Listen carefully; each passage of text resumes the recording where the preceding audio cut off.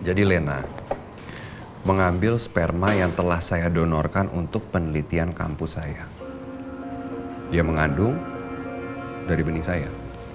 Dan dia beri nama anak itu Ayuna. Dan di sini saya ingin minta tolong Bapak, gimana caranya saya bisa memperjuangkan hak asuh atas Ayuna. Berarti Bapak mau mengambil Ayuna. Lalu bagaimana Pak dengan posisi Bu Lena? Saya ingin dia secepatnya keluar dari rumah saya, tapi tidak membawa Ayuna. Begini Pak, posisi anak yang terlahir secara inseminasi itu sedikit sulit. Karena anak yang terlahirkan tanpa adanya pernikahan kedua orang tuanya, itu hak asuhnya akan jatuh kepada ibunya. Dan kategori itu sekarang ada pada Ayuna. Karena Bapak dan Bu Lena tidak melakukan pernikahan. Jadi sulit untuk saya mendapatkan hak asuh atas Ayuna.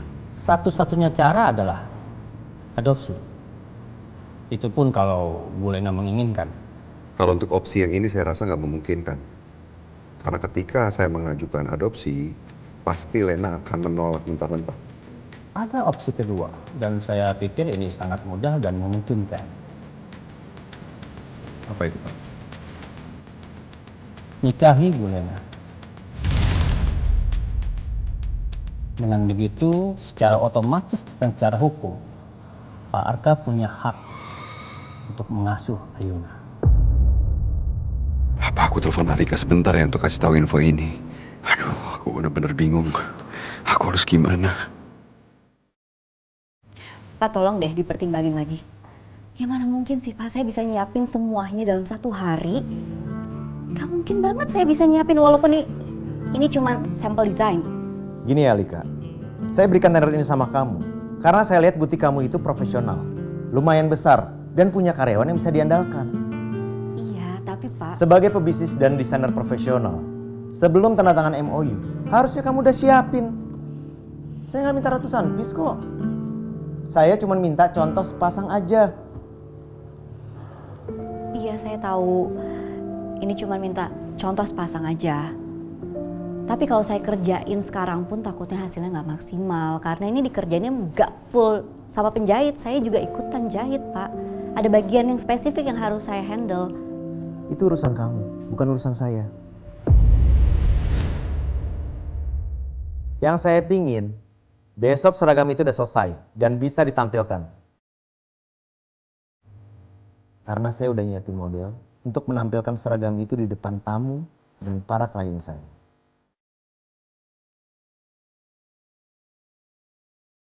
Sumpah, sombong dan gak punya perasaan banget sih dia. Padahal kemarin udah kelihatan ramah. Balik lagi jadi sok dingin. Seenaknya lagi kasih deadline mepet.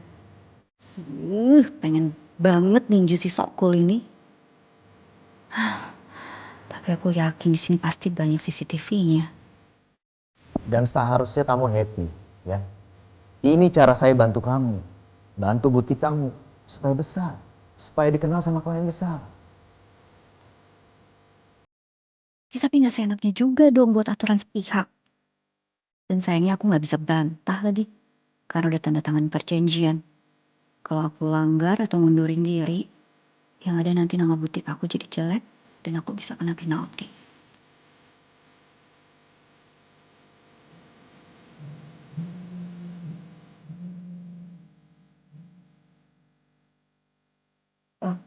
Maaf ya Pak, saya mau angkat telepon dulu. Ini dari suami saya. Hah? Apa? Kamu mau breaking meeting saya cuma ngangkat telepon gak penting itu? Hah? Harusnya tuh kamu fokus, profesional. Banyak loh klien mau meeting sama saya kayak gini. Tapi saya gak ada waktunya. Astaga, segininya banget sih. Dan satu hal lagi, kamu tuh harusnya bersikap profesional. Kalau lagi meeting, matiin teleponnya. Kau bilang kayak ke siapa? Ke Arka, ke teman kamu atau ke siapapun itu, ya? Kalau kamu lagi meeting, jadi kamu nggak angkat telepon. Masa hal kayak gitu aja perlu saya ajarin sih? Sabar, sabar Alika. Arka tahu kan, kamu lagi meeting sama saya?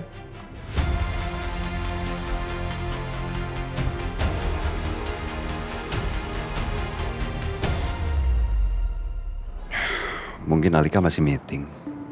Nanti aku telepon lagi deh. Pak, Apa nggak ada cara lain, Pak, selain adopsi atau menikahi Lena? Karena saya nggak mungkin nikah dengan Lena, Pak. Saya nggak ada perasaan apa-apa sama Lena sama sekali. Kalau tidak memungkinkan untuk Pak Arka menikahi Bu Lena, ya sudah. Biarkan saja mereka tinggal sama Pak Arka seperti saat ini.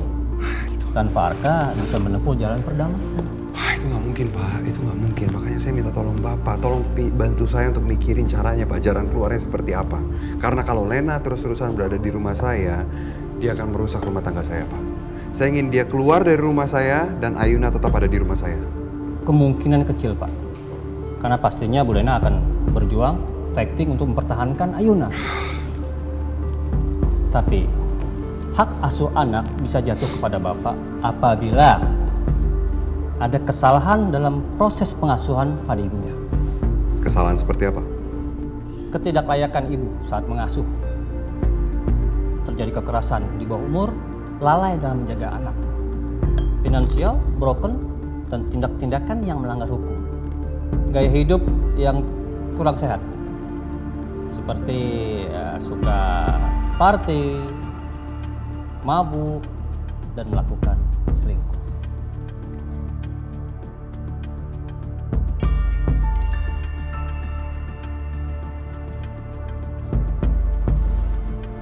Pak Arka, mohon maaf, saya harus berangkat karena kebetulan saya ada sidang di Pengadilan Jakarta Pusat. Permisi, Pak. Ya, mari.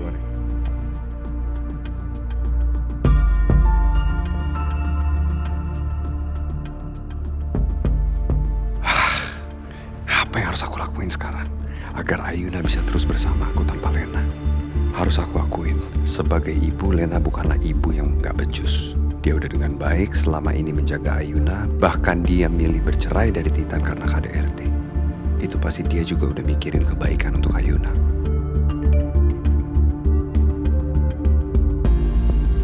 Arka, kamu segera ke Eternity Cafe. Kita meet up di sana. Sekalian kamu berusaha yakinkan klien yang Papa temui untuk menjadi investor di perusahaan kita.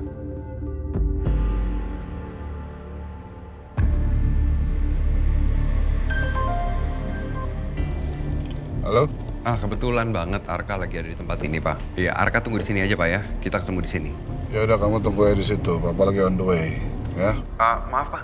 Nama orangnya nanti siapa ya, investornya, Pak? Yang akan kita temui. Pak Dharma. Ya, kamu tunggu. Nanti kalau dia datang, kamu sambut dulu aja, ya. Oke. Ya, Pak.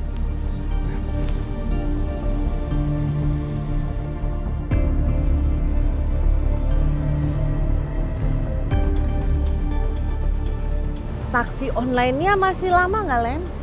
Masih lumayan sih Tante, agak jauh soalnya. Oh, kalau gitu kasihan Ayuna. Kita pakai mobil pribadi aja lain kali. Ayuna sama aku udah biasa naik taksi online. Kalau pakai supir lagi nanti ngerepotin, Tante nggak usah. Kamu baik sekali.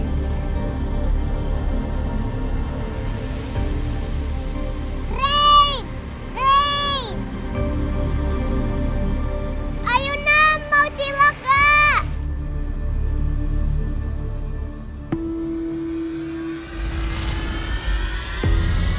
Mang Diran?